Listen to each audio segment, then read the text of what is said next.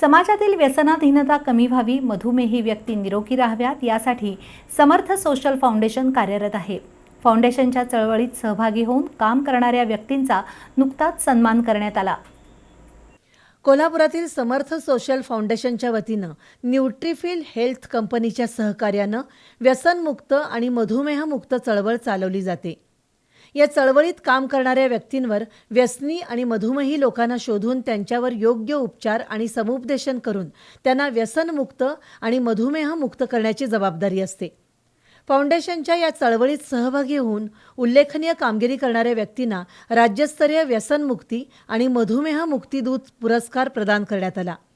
उद्योजक विशाल जाधव, मोटर वाहन निरीक्षक संदीप गडकर, वित्त विभागाचे सहाय्यक संचालक अतुल आकुर्डे यांच्या प्रमुख उपस्थितीत पुरस्कार वितरण सोहळा संपन्न झाला।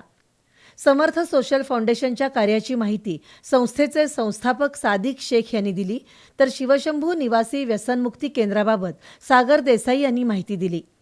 कार्यक्रमाला संस्थेचे संचालक असलम शेख, सुहास पाटील यांच्यासह विविध मान्यवर उपस्थित होते।